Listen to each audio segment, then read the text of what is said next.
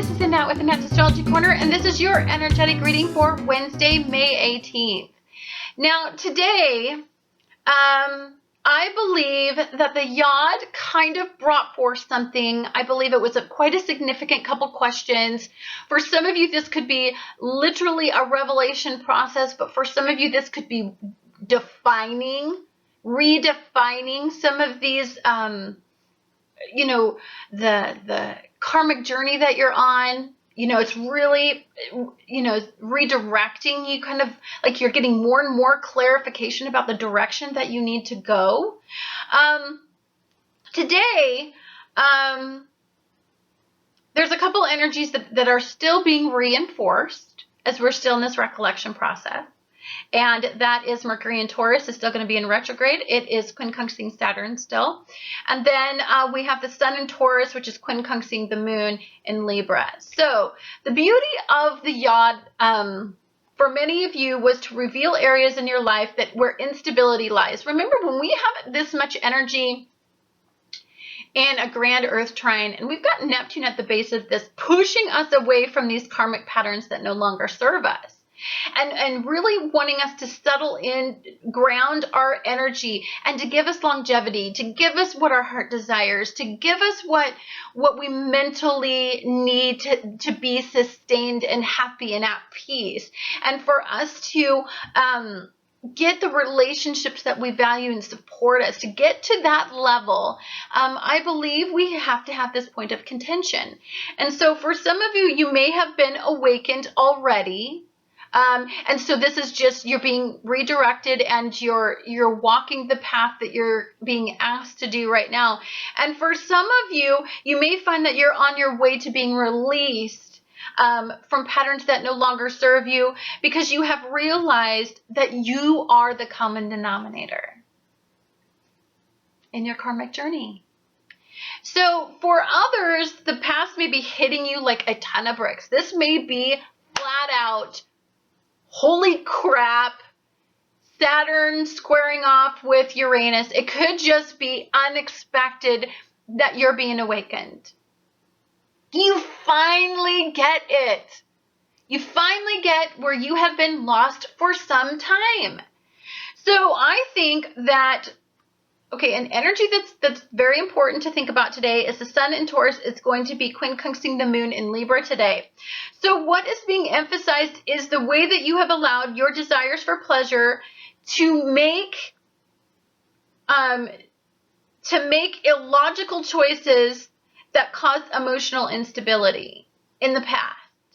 So I think in the past, if your heart really desired something, your heart overrode logic. So I think many of you have had the logic for some time that, wow, I'm just repeating the same cycle with a person, with money, with a pleasure-based activity, but you do it anyway because emotionally it seemed like you were driven to do it. There was something associated with pleasure. You really just thought you deserved it, and so you just kept repeating the pattern.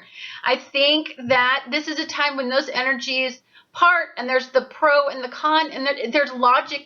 You start to look at it and you're like, it makes no more sense to do that anymore. The bottom line is, I know I may have desired it, but probably I don't desire it anymore because it doesn't make any freaking sense to keep thinking along those lines.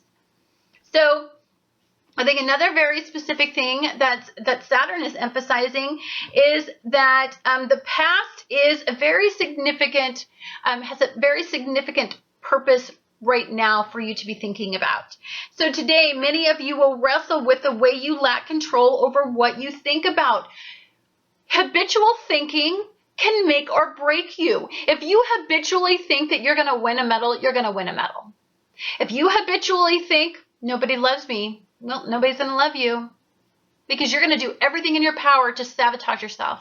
You're going to gain a whole bunch of weight. You're not going to take care of yourself. You're not going to put any energy into maintaining yourself. And so people aren't going to find you attractive. Sucks, but it's true. I think, so there's a habitual way that we do things. Obsess. Obsessions are going to be brought forth. What are you obsessing over? What is the motivation for that? Those thoughts.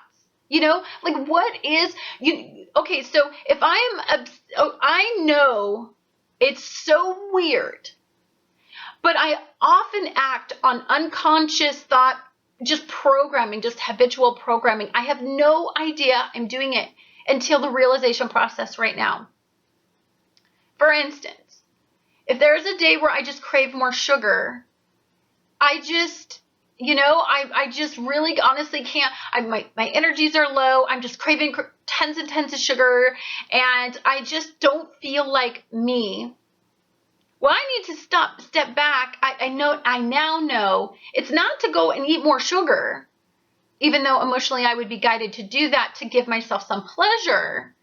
I think what it's more about is recognizing that I am lacking in control of something. Something is controlling my automatic desires for some pleasure. What is not feeling pleasurable right now? Being very, very conscious of what is unconsciously controlling my thoughts. That is where Saturn is really quincunxing and trying to get you to see that this is a habitual thing. This has been going on for some time. You obsessively do this. What is it that you can do to bring forth what is unconsciously motivating you? I think what you do is see what you refuse to see. But intuitively, you're being guided to see right now, as I think pretty much one of the biggest messages that I could give you on this day is I think intuitively we're being guided to be aware. But for some of us, we still could want to live in an unconscious thought process and let automatic pilot take over because it's easier. Because we're very aware of what it's going to take to break this habitual pattern. Very, very well aware. You want to know what this life is about right now? I've been thinking about this more and more and more. Is the fact that we have been trying to hide from the details in our lives. What motivates us, our automatic programming, everything. We're trying to hide. We were just habitually being zombies walking around in our lives when we didn't realize that we were at the helm of our ship and we had control the whole entire time, and we could have steered our life 100 times in a different direction, but we chose to let something else control the helm of our ship. People, circumstances, fated journeys, karmic lessons. We chose to be there. You chose this life, whether you believe it or not. Some of you are being like, how could that be true? I lost my son in a car accident. It had nothing to do with me choosing that. No, it doesn't. But you have every choice to remember to take his memory and do something wonderful and amazing and forward with it. Or you can do something where you stay stuck in the past and you refuse to see where the energy is guiding you. People have horrific things that happen to them all the time. Sometimes they have people that come into their lives and take their children out of their lives and hurt their babies. I mean, I can't even freaking imagine it, but that happens. But you know what? That's the way laws are put in place, and they demand that there's a stricter penalty on people who are horrible. If you go on autopilot, you're missing it, sweetie. You're missing what you're supposed to be doing at the helm of your ship. And you're just getting a hold of all of that. And so we have to go through these opposing times in our lives. Our energy has to go from being on autopilot to being like, oh, the reality of my situation is I actually have the control, but here comes the scary part. Holy shit, I have control. I could have actually been steering my ship the whole time. That's scary. Some of us may want to escape from that reality alone because the work that we have in store for us is very, very, very, very overwhelming. Habitual thinking is, I got to be honest, it's horrible, but it is what is going to bring forth tremendous victory in moving away from these patterns that no longer serve us. We have 2 full moons in Sagittarius, guys. The beginning of the concept and the solution to the problem, the elevated solution. that is what these 2 months are about. Anyhow, guys, thank you so much for watching Annette's Astrology Corner, and I look forward to talking to you guys again tomorrow.